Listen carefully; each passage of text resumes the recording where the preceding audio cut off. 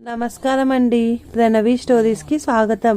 ఇవాళ మనం ద్వివేదుల విశాలాక్షి గారు రచించిన మారిన విలువలు అనే కథలోని 4వ భాగాన్ని విందామా? ఇక కథలోకి వెళదాం. నిన్ననలేదురా సాంబు, నా ఆశలన్నీ నీ మీదే కదరా పెట్టుకున్నాను బాబు. ఈ బిఏ కాస్త గడిచి గట్టెక్కితే నీకు పెళ్లి పేరంటం చేసి ఆ డబ్బుతో శాంతకి పెళ్లి చేసేస్తే మీ ఇద్దరి జీవితాలు ఓ దారిన పడతాయని సంతోషిస్తున్నాను. మీరు సుఖంగా ఉండడం కన్నా నాకేం కావాలి చెప్పు? మీకోసం నేను పడుతున్న కష్టాలని, నేను అనుభవిస్తున్న జీవితాన్ని చూసి కాస్త జాలి పడమంటున్నాను. మా అందరి కోసం అన్నయ్య ఇంత చేస్తున్నాడనే విశ్వాసం ఉంచమంటున్నాను అన్నాడు సూర్యం. ఏమిటిరా సూర్యం ఆ మాటలు? నీ పట్ల విశ్వాసం లేకుండా ఎవరున్నారు? ఏదో కుర్ర నాగన్న తెలుసో తెలియకో ఏ స్నేహితుడికో అప్పు పెట్టి ఉంటాడు, లేదా సరదాకి ఏదో ఖర్చు చేసి ఉంటాడు. అంత మాత్రాన అంత లేసి మాటలు అంటావా అన్నది సుందరమ్మ. అవునమ్మా, నీకు అలాగే ఉంటుంది. ప్రకాశం కుర్ర నాగన్న, జానకి చిన్నపిల్ల, అందరి కంటికి ముసలి వరదులా కనిపిస్తున్నది నేనేనమ్మా. ప్రకాశం ఈడు నుండి నేను పని చేసి జీతం తెచ్చి నీ చేతిలో పోయడం జ్ఞాపకం లేదా నీకు? అప్పుడు నన్ను చూసి కుర్ర నాగన్న అనుకున్నావా? మీ నాన్నగారికి వేడినీళ్ళకి చన్నీళ్ళలాగా సాయంగా ఉండమని నువ్వే కదా చెప్పావు అన్నాడు సూర్యం. ఆ రోజు ఆ మాట నీ చిన్న కొడుక్కి చెప్పవేం? చదువు లేకుండా పని లేకుండా అచ్చు విడిచిన ఆంబోతులా తిరుగుతున్నాడు. ఇంట్లో జలగల రక్తం పీల్చుకు బతికింది అన్న ఉన్నాడన్న ధీమాతోనే అన్నాడు సూర్యం. మనుషులన్నాక తర్వాత కాస్త సిగ్గుండాలి. చదువు పని లేక తిరుగుతున్న అభిమానుడు అనుకో ఒకడు, పెళ్లి చేసుకొని మొగుడింటికి వెళ్ళనన్న ఆడపిల్ల ఒకటి. ఏం పిల్లల్ని కన్నావమ్మా అన్నాడు సూర్యం. సుందరమ్మ కళ్ళల్లో నీళ్లు తిరిగాయి. నిజమే నాయనా, నా రాత ఇలా ఉండబట్టే ఆయన కన్ను మూసిన మొండిగా ఎలా బతుకుతున్నాను. నీ చేత ఇన్ని మాటలు తింటున్నాను. నిన్ను కన్న కడుపునే కదా వాళ్ళని కన్నాను. వాడిని లక్షణంగా చదువుకోవద్దన్నానా? దాన్ని అత్తగారింటికి వెళ్ళొద్దన్నానా? వీళ్ళిద్దరి గురించి రాత్రి పగలు బాధతో నేను కుమిలిపోతుంటే పైగా నీ సాధింపులు అని ఏడ్చింది సుందరమ్మ. అన్నయ్య బాధ ప్రకాశానికి చదువు రాలేదని, నేను అత్తవారింటికి వెళ్ళడం లేదని కాదమ్మా, అందరికన్నా ఆఖరిగా తనను ఎందుకు కనలేదని. అప్పుడు మాకెవరికి డబ్బు పెట్టాల్సిన అవసరం ఉండకపోవునని అంది జానకి. విన్నావా అమ్మ దాని మాటలు? నేను తనకి డబ్బు పెట్టాలని ఏడుస్తున్నాడట.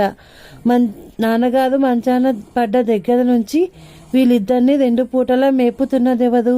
వీళ్ళ జీతాలు బట్టలు చూస్తున్నదెవరు? నా అవసరాల్ని మానుకొని వీళ్ళ కోసం నా జీవితం, నా ఆనందాన్ని నాశనం చేసుకొని అంటూ ఆగిపోయాడు సూర్యం. అక్కడే నువ్వు పొరపాటు పడుతున్నావు అన్నయ్య. నాన్నగారు పోయిన దగ్గర నుంచే నువ్వు సంసారం చూస్తున్న సంగతి వాస్తవమే. కానీ ఆ పని నిరాపేక్షగా మాత్రం చేయడం లేదన్నది నా అభిప్రాయం. నీ చేతుల్లో పెరిగిన తమ్ముళ్ళు ఆర్థికంగా నిన్ను ఆదుకుంటారు. తన కోసం చూసుకోకుండా సూర్యారావు తోడబుట్టిన వాళ్ళని బాగు చేసేరని పెద్దలు నిన్ను మెచ్చి మేకతోలు కప్పుతారు అంది జానకి. ఇందుకోసం నిన్ను తప్పు పట్టడం లేదు. తల్లిదండ్రులైన పిల్లల నుండి ఈ మాత్రం ఆశిస్తారు. నువ్వు బాధ్యతలు నిర్వహించి హక్కులు కోరుకోవడంలో తప్పు లేదు. కానీ మా కోసం నువ్వు నీ జీవితం పాడు చేసుకుంటున్నావని నువ్వు బాధపడడం ఉందే, అది అంత ఆరోగ్యకరమైన ఆలోచన కాదు అంది జానకి. ఈ పరంగా ఇంట్లో ఉన్న వాళ్ళంతా ఎవరి దారిన వాళ్ళు వెళ్ళిపోతామనుకో, అప్పుడు నువ్వు సుఖపడగలవా అన్నయ్య? మేమంతా లేకపోతే కాస్త ఆర్థికమైన ఒదిగుళ్ళు తగ్గుతాయి. నీకోసం మరో 2 షర్ట్లు కొనుక్కోగలుగుతావు. నీ బాధకి ఇంకో 2 చీరలు కొంటావు. అంత మాత్రం చేత నీ జీవితం సౌఖ్య సోపానాలు అధిరోహిస్తున్నట్టు, నువ్వు కోరుకున్న గమ్యం చేరుకున్నట్టు సంతోషించగలవా? మరి నీకు కోరికలు కొరతలు ఉండవా? నువ్వు కొనుక్కోగలిగిన ఆ 2 షర్ట్లు మా వల్ల కొనుక్కోలేకపోతే అందువల్ల నీ జీవితం నాశనం అయ్యిందనే అనుకోగలవా? నలుగురు తోడబుట్టిన వాళ్ళ అభివృద్ధికి తోడ్పడి వాళ్ళ జీవితాలు నిర్మించేనన్న సంతృప్తి కన్నా నీకు తీరని అత్యల్పమైన కోరికల వల్ల కలిగిన బాధ అధికం అవుతుందా అంది జానకి. కారణం అది కాదు అన్నయ్య.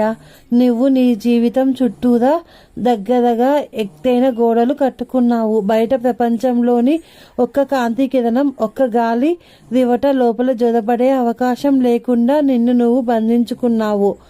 అందులో ఉన్న గాలి కొంతవరకు నీకు ఊపిరి పీల్చుకునేందుకు పనికొస్తుంది. అటుపై ఊపిరి తిరగక ఉక్కిరి బిక్కిరి అయిపోతావు. ఆ చుట్టూ గోడలు పగలగొట్టు. గాలి వెలుతురు బాహాటంగా లోపలికి రాని. అప్పుడు జీవితం ఇప్పుడు నువ్వు అనుభవిస్తున్న దానికన్నా ఎన్నో రెట్లు సుందరంగా కనిపిస్తుంది అంది జానకి. మా బాధ్యతలు నిన్నెల్లకాలం కట్టి ఉంచావు. ఈరోజు కాకుంటే రేపైనా మా బతుకులు మేము చూసుకుంటాం. మా వల్లే నీ జీవిత పురోగతికి అవరోధం కలిగిందని నువ్వు భావిస్తుంటే అంతటితో ఆ అడ్డంకి తొలగిపోతుంది అంది జానకి. కానీ నా అభిప్రాయంలో అసలు ఇది అడ్డంకే కాదు. నువ్వు నీ జీవితం పట్ల, ఎదుటి వాళ్ళకి ఇచ్చే విలువ పట్ల సంకుచమైన భావాల్ని ఏర్పరచుకున్నావు. అవి ఎటు నిన్ను కదలనీయకుండా పట్టి ఉంచుతున్నాయి. నీ కళ్ళ ముందు కటిక చీకటిని వ్యాప్తి చేస్తున్నాయి. ఆ చీకటిని చీల్చుకొని బయటకు చూసేందుకు ప్రయత్నించు. మానసికంగా నిన్ను పెరగక అణచి ఉంచిన అహంకారాన్ని అదుపులో ఉంచుకో. నీ జీవిత గతి మారుతుంది. నువ్వు ధనధాన్యాలతో తొలగకపోవచ్చు, కానీ జీవితంలో సంతృప్తి, శాంతి దొరుకుతాయి. ఈ మాటలన్నీ ఎంతకాలంగానో నీతో చెప్పాలనుకుంటున్నానన్నయ్యా. మంచో చెడో ఈరోజు నా వెంట వచ్చాయి అంది జానకి. అంతవరకు పళ్ళు బిగబట్టి విన్నాడు సూర్యారావు. అయ్యిందా అమ్మ నీ ఉపన్యాసం? ఎంత చక్కటి బోధ చేశావు తల్లి. తోడపుట్టిన వాళ్ళ కోసం అప్పుల పాలై వాళ్ళ చేతనే సంకుచిత స్వభావుడు, పిసినాది అనిపించుకుంటున్న అన్నగారికి ఇంకెక్కడా ఉండడనుకుంటాను. అది నా ముఖాన్నే పొద్దు పొడిచింది. నాలా సంకుచిత స్వభావాలు కాకుండా మీరంతా విశాల హృదయులు, వితరులు కండి. చూసి ఆనందించడానికి నేను బతికే ఉంటాను అంటూ లేచి విసురుగా వీధిలోకి వెళ్ళిపోయాడు. అయ్యో అయ్యో, తిండి తినకుండా ఎక్కడికి పోతున్నావురా? రారా, వంటైపోయింది. పొద్దున 10 గంటల కనగా ఉడకని మెతుకులు తినేసి పోయావు అంటూ బతిమాలింది సుందరమ్మ. ఇంకేం తిండిలే అమ్మా. అన్నదమ్ముల అప్పచెల్లెల అభిమానాలతో కడుపు నిండిపోయాక అన్నాడు వెనుదిరిగి చూడకుండా సూర్యారావు. భర్తకు ఏదో చెప్పబోయి అతని జవాబు విని ఊరుకున్న కనకం తెరిచిన నోరు ముయ్యకుండా అలాగే నిలబడింది. అన్నయ్యని మేమంతా ఏదో అన్నామని కోపంగా ఉందా వదినా? అన్నయ్య అంటే మాకు అభిమానం లేక కాదమ్మా, అతని మంచి కోరే అంది జానకి. జానకి మాటను మధ్యలోనే అందుకుంది కనకం. ఓ తల్లి బిడ్డలు అభిమానాలు లేకుండా ఎలా పోతాయి జానకి? ఏదో అనుకున్నప్పుడు అనుకున్న తర్వాత మీరే కలుసుకుంటారు. అసలు మీరు వాదించుకుంటున్న విషయాలే నాకు అర్థం కావు. అందరి మాటలు సబబుగానే ఉన్నాయనిపిస్తుంది నాకు. ఇంతకీ ఇప్పుడు మనకేం లోటొచ్చిందని మనం బాధపడాలి? ఎవరి ముందు చెయ్యి దాచి అడుక్కోలేదు, ఎవరింట దొంగతనం చేయలేదు. మనకున్నదేదో మనం తింటున్నాం. 4 రోజులు కళ్ళు మూసుకుంటే సాంబు ఉద్యోగస్తుడు అవుతాడు. అప్పుడు మనమే 10 మందికి పెట్టగలం అంది. ఈ పాటి దానికి ఈ వాదాలెందుకు, ఈ కోపాలెందుకు? నేను మీలా చదవలేదు. నాకు శాస్త్రాలు పురాణాలు తెలియవు. నాకు తెలిసిందల్లా ఒక్కటే, నీ చుట్టూ ఉన్న నలుగురు నవ్వుతుంటే నువ్వు నవ్వుతావు, వాళ్ళు ఏడుస్తుంటే నీకు ఏడుపు వస్తుంది. అది లేదని ఇది లేదని నేనేడ్చి ఇతరులను ఏడ్పించే కంటే నా బాధని నాలోనే ఇముడ్చుకొని ఇతరులను నవ్వించగలిగితే వారితో పాటు నేను నవ్వగలుగుతాను.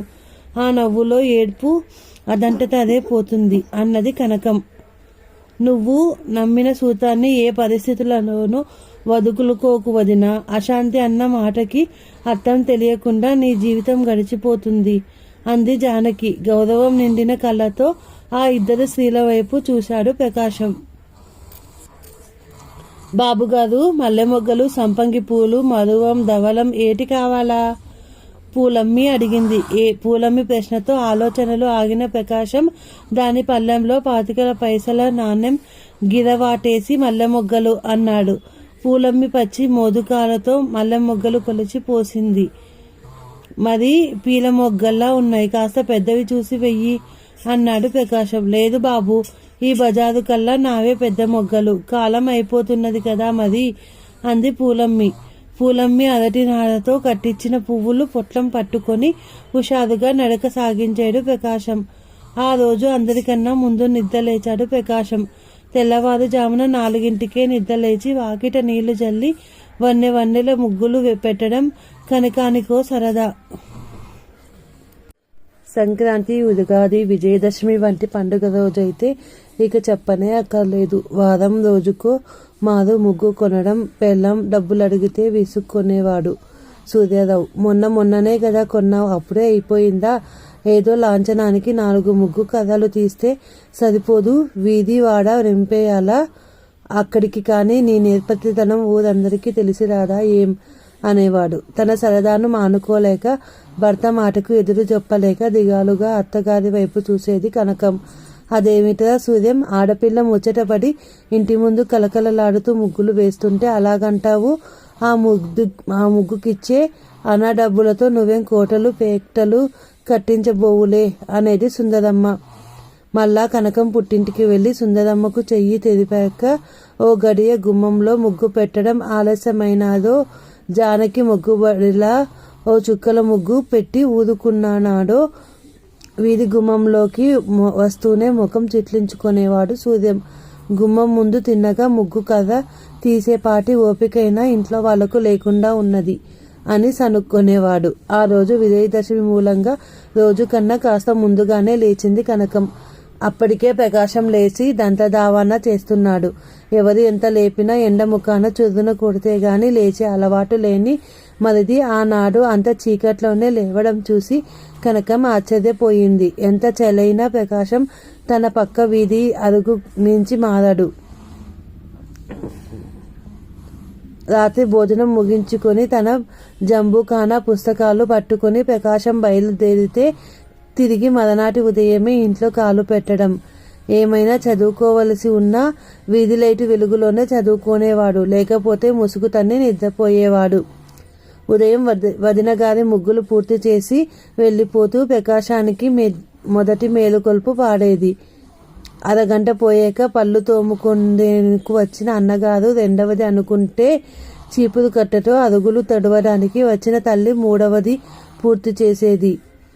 లేదా ప్రకాశం, జాము పొద్దెక్కింది, పాచి అరుగు అలాగే ఉండిపోయింది అంటూ తట్టి లేపేది. అప్పటికి కూడా ఒళ్ళు విరుస్తూ బద్ధకంగా లేచేవాడు ప్రకాశం. అలాంటి మరిది ఈరోజు ఇంత చీకట్లో ఎందుకు లేచినట్టు అనుకున్నది కనకం. ఏం ప్రకాశం, అప్పుడే లేచిపోయినవు? ఈరోజు పడమట సూర్యుడు ఉదయిస్తాడు లాగుంది అంది. ఈరోజు విజయదశమి కదా వదిన, త్వరగా లేచి స్నానం అది చేస్తామనే సంకల్పం కలిగింది అన్నాడు ప్రకాశం. వదిన గారు తన ముగ్గులు ముగించక ముందే స్నానం చేసి బట్టలు వేసుకుని బయటకు వచ్చాడు. అదేమిటయ్యా అప్పుడే ఎక్కడికి వెళ్తున్నావు అని ప్రశ్నించింది కనకం ఆశ్చర్యంగా. నోటి మీద వేలు ఉంచుకొని పని మీద వెళ్తున్న వాళ్ళని అలా అడగకూడదని మీ అమ్మ చెప్పలేదా వదినా అన్నాడు ప్రకాశం నవ్వుతాలకే ఆ మాట అన్న కనకం నిజమే అనుకొని తను పొరపాటున అడిగినందుకు చిన్నబుచ్చుకుంది. అవును, కానీ వదిన, విజయదశమి నాడు ఏ పని మొదలుపెట్టినా జయప్రదంగా అవుతుందంటారు, నిజమేనా అన్నాడు. నిజంగా అవుతుంది ప్రకాశం. పూర్వకాలంలో రాజాలు అందుకే విజయదశమి నాడు యుద్ధాలకి బయలుదేరేవారు. కానీ 2 పక్షాల వారికి జయం కలగదు కదా, మరి అటువారికి విజయదశమి కాదా అన్నాడు ప్రకాశం. ఆ నమ్మకంలో ఉన్న అసందర్భం తెలిసి వచ్చింది కనకానికి. ఏమైనా నీకు నమ్మకం ఉంది కాబట్టి నేను నమ్ముతాను, నన్ను ఆశీర్వదించు వదినా అని ఆమె ముందు తల వంచాడు ప్రకాశం. ఇంతకీ అని అడగకూడదనుకున్నట్టు అంతలోపే ఆ మాటను ఆపి, నువ్వే పని మొదలు పెట్టాలనుకున్నా సఫలం అవుతుంది ప్రకాశం, నాకు తెలుసు అన్నది. వదిన గారి దీవెనలు అందుకొని వెనుదిరిగి చూడకుండా వీధిలోకి నడిచాడు ప్రకాశం. గంటల కల్లా సుందరమ్మ ఇంత కూర చారు వండి పండగ కదా అని ఇంత పులగం చేసింది. దేవుని మటుకైనా ఇంత పరమాన్నం చేద్దామనుకుంటే ఏమీ లేవు, పంచదార లేదని విరమించుకుంది. పుట్టిన వాళ్ళ ఇళ్లలో బొబ్బట్లు, బూరెలు, పిండి వంటలు చేసుకుంటారు. మాకింతే ప్రాప్తం అనుకుంది. పిల్లలంతా నట్టింట కూర్చొని సరస్వతి పూజ చేస్తున్నారు. కళ్ళ వేడుగ్గా ఓమారు చూసి అమ్మవారికి దండం పెట్టి వద్దామని వంట ఇల్లు వదిలి నడిమింట్లోకి వచ్చింది సుందరమ్మ. సూర్యం, సాంబు, జానకి వింత వరుసగా, శాంత వరుసగా కూర్చొని పూజ చేస్తున్నారు. కనకం దేవి సహస్రనామాలు చదువుతుంది. ఆమెకు వచ్చిన కొద్ది చదువు పూజలకు, పాటలకు ఉపయోగించుకుంటుంది కనకం. ఆ పాటలు, పూజా విధానం ఆమెకు రామారామి కంటతా వచ్చు. అయినా ఎక్కడైనా తప్పు పలకవచ్చని పుస్తకం ముందర ఉంచుకుంటుంది. పూజ పూర్తయి హారతి ఇచ్చాక ప్రకాశం ఎక్కడ్రా అని ప్రశ్నించింది సుందరమ్మ. తెల్లవారుజామున నేను ముగ్గులు వేస్తుంటే ఏదో పనుందని వెళ్ళాడు అత్తయ్య, ఇంకా తిరిగి రాలేదు అంది కనకం. పండుగ పూట ఎక్కడ తిరుగుతున్నాడో, భోజనం వేలైనా ఇంటికి రాకుండా అంది సుందరమ్మ. ఓ పూజ పునస్కారం కావాలనుకుంటే కదా వేళకి ఇల్లు చేరడం. ఈ మధ్య ఎప్పుడు చూసినా ఆ కిల్లి కొట్టు అప్పన్న వెనకాలే తిరుగుతూ ఉన్నాడు. బాగుంది కదూ, వాడికి వీడికి స్నేహమట అన్నాడు సూర్యారావు. ఒరే, ఎక్కడ అక్కడ తిరగని గాని ఇంటికి వస్తే పండగ పూట వాడినేమనకు అంది సుందరమ్మ. నేనెందుకు ఉంటానమ్మా, వాడి కర్మ ఎలా ఉంటే అలా తగడలని, నాకెందుకు అన్నాడు. జానకి ఏదో అనబోతుండగానే అదిగో అన్నయ్య అన్నది శాంత ఇంట్లో కాళ్ళు పెడుతున్న ప్రకాశాన్ని చూసి. ఇంత వేళ దాకా ఎక్కడ తిరుగుతున్నావురా? పండగ కదా, ఈ రోజైనా ఇంటి పట్టు నుండి పూజ చేసుకోవడం అలాంటివేమీ అక్కర్లేదా అంటూ చివాట్లు పెట్టింది సుందరమ్మ. నేను చెయ్యకపోయినా మీరందరూ చేస్తారు కదా, నాకెలాగూ చదువు అవ్వలేదు. ఇప్పుడు పూజ చేసిన సరస్వతమ్మ ఇస్తుందన్న నమ్మకం లేదు. ఆ ఇచ్చేదేదో ఇదివరకే ఇచ్చి నీకు కథలు, నవలు చదువుకునేందుకు ఇది చాలు. ఇంతకన్నా ఎక్కువ ఇస్తే నీ బుర్ర భరించలేదు అన్నది. ఇచ్చిన దానిని పుచ్చుకునే రకం నాది. పూజ చేసి ఇంకేం కోరేది అన్నాడు ప్రకాశం. బాగుంది రా వెధవ కబుర్లు నువ్వు. పోనీ తిండికైనా ఇంటికి రావాలనే బుద్ధి కలిగింది. కొంత నయమే అంది సుందరమ్మ. ఇదిగోనమ్మా పంచదార, గోధుమ పిండి తెచ్చాను. పండుగంటే మీకందరికీ పూజలు జ్ఞాపకం వస్తాయి, నాకు పిండి వంటలు జ్ఞాపకం వస్తాయి. మనం బొబ్బట్లు తిని ఎంత కాలమైంది అమ్మా. 1 గంటలో కమ్మగా 4 బొబ్బట్లు చేసి నాకు పెట్టమ్మా. ఏమండోయ్ వదిన గారు, మరీ దిష్టి పెట్టినట్లు అలా చూడకండి. నే తినగా మిగిలితే మీరు కూడా తినచ్చులేండి అన్నాడు ప్రకాశం నవ్వుతూ. ఇంతకీ నీకు సొమ్మెక్కడిదా అనుమానంగా ప్రశ్నించాడు సూర్యారావు. ఆ రోజు అప్పు పెట్టానని చెప్తే నువ్వు నమ్మలేదు కదా, ఆ రోజు ఆ సొమ్మే నన్ను బొబ్బట్లు తినమంది అన్నాడు ప్రకాశం. మరి నువ్వు చేసిన అప్పో? అది కూడా తీరిపోతుందన్నయ్యా, మరేం భయపడకు అన్నాడు ప్రకాశం. ఆ రోజు వారింట అంతా సంతోషంగా బొబ్బట్లతో భోజనాలు పూర్తి చేశారు. అన్ని పండుగల్లోకి ఆ పండగకు ఏదో కొత్త ప్రాధాన్యం వచ్చినట్టు అనిపించింది సుందరమ్మకు. మరునాడు ఉదయాన్నే ముందు రోజులాగే చీకట్లో వెళ్ళిపోతున్న ప్రకాశాన్ని ఆపి మళ్ళా పంచదార కోసమేనా అని ప్రశ్నించింది కనకం. కాదు వదినా, వేరే పనుంది అని వెళ్ళిపోయాడు. ఊరు తెల్లారకుండా బయటికి పోయి కాస్త పొడ్డు పొడిచేసరికి ఇంటికి చేరుకుంటున్న ఈ మరిది బయట సాగిస్తున్న వ్యవహారం ఏమిటా అనే ఆలోచనలో పెట్టింది కనకం. కొన్ని రోజుల వరకు ఇంట్లో ఎవరైనా ప్రకాశం ఏడని అడిగితే ఏదో విధాన సర్ది చెప్పి ఆ రహస్యం దాచే బాధ్యత వదిన గారి మీద ఉంచాడు ప్రకాశం.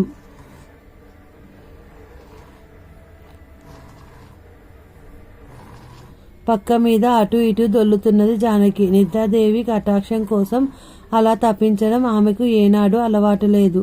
అప్పటి వరకు ఎన్ని ఆలోచనలున్నా వాటిని పక్కన పెట్టి నిర్మలంగా నిద్రపోగలిగేది. కానీ ఆ రోజు 2-3 గంటలైనా పక్క మీద దొల్లుతున్నా కళ్ళన బలనెక్కలేదు.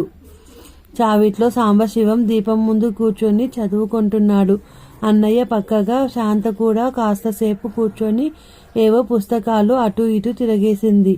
అంతలోనే ఆవలింపులు ముంచుకురాగా మంచం ఎక్కింది.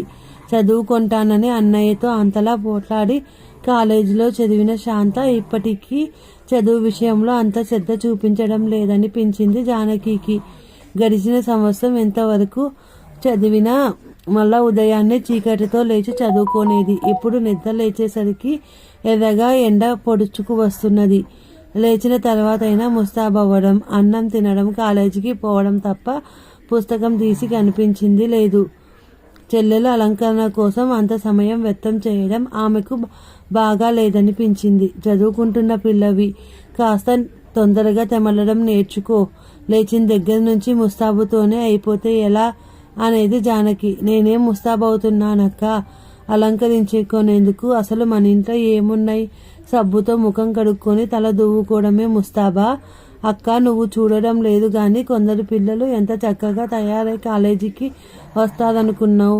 వాళ్ళ బట్టలు అలంకరణ చూస్తుంటే అబ్బబ్బబ్బా అంది శాంత. చూస్తుంటే శాంతకు ఏమనిపిస్తుందో ఆ మాట చెప్తున్నప్పుడు ఆమె కళ్ళు చూస్తేనే తెలిసిపోయింది. పోనీలే శాంత, ఎవరికి ఉన్నది వాళ్ళకుంటుంది. వాళ్ళు నీ అంత చక్కగా లేదా ఉంటారా ఏమి?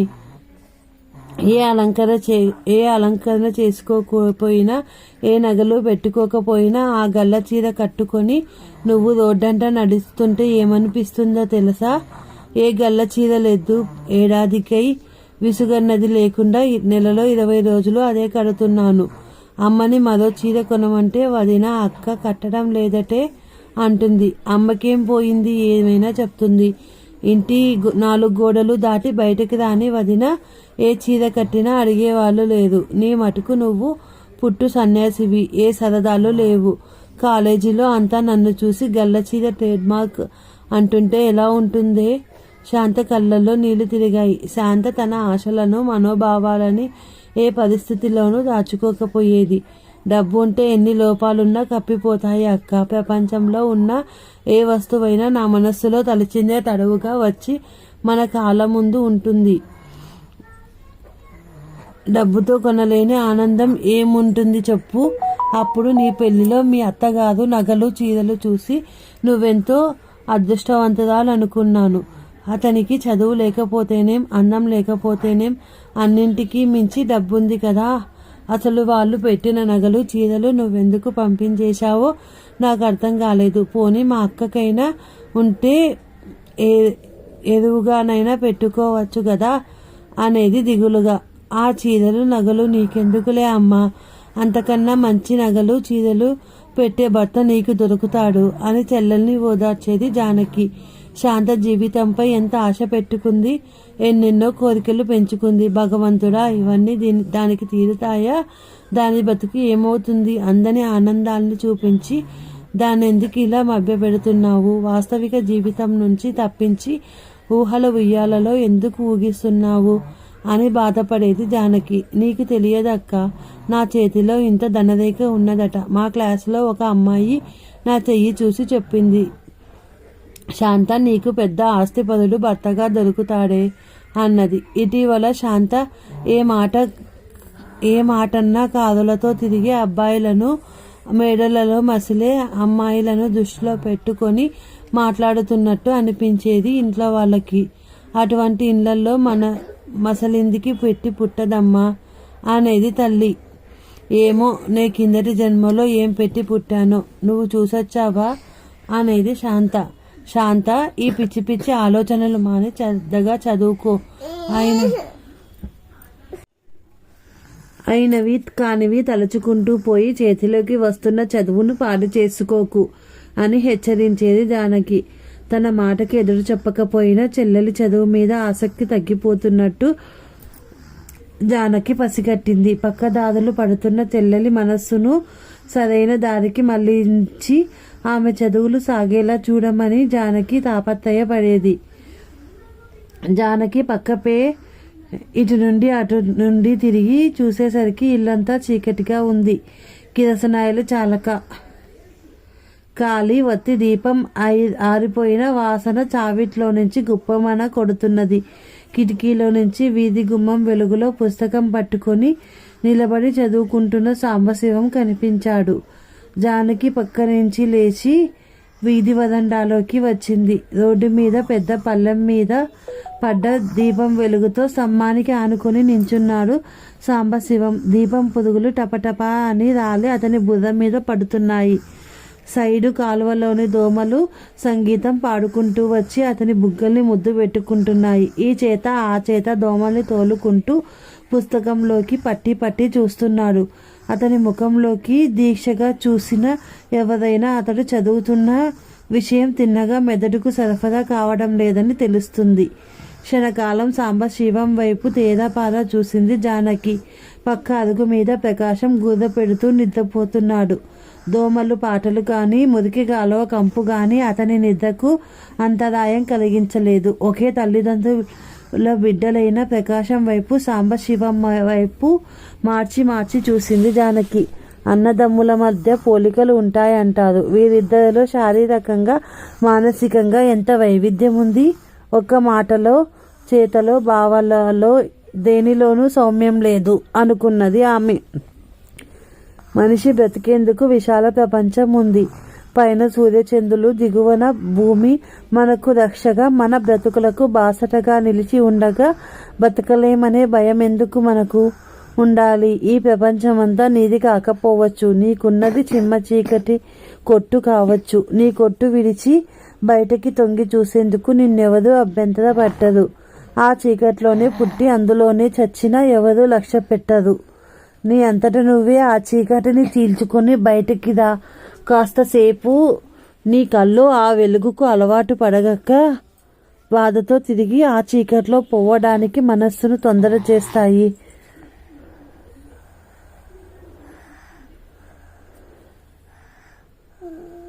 చాలా రాత్రైంది సాంబు, ఇక పడుకోకూడదు అన్నది మెల్లగా. సాంబశివం వెనక్కు తిరిగి గుమ్మంలో నించున్న అక్కను చూశాడు. చదవవలసింది చాలా ఉందక్క. ఎంత చదివినా బుర్రకెక్కడం లేదు. ఈ పరీక్ష ఎలా పాస్ అవుతానో కూడా అర్థం కావటం లేదు అన్నాడు సాంబశివం దిగులుగా. ఒరే సాంబు, నేనొక మాట చెప్తాను విను. మీ కాలేజీలో అంతా నీకన్నా తెలివైన వాళ్ళే ఉన్నారంటావా? వాళ్ళంతా ఏదో విధాన గట్టెక్కితే నీది మాత్రం పాస్ అవ్వకుండా ఉండకపోతుందా? నా ఉద్దేశంలో చాలా మంది కంటే నువ్వు తెలివైన వాడివి. మరి ఈ పిరికితనం నీలో ఎలా పుట్టిందో నాకు తెలియడం లేదురా అంది జానకి. ఇక ఏం జరిగిందో మిగిలిన భాగం రేపటి కథలో విందాం. Thank you.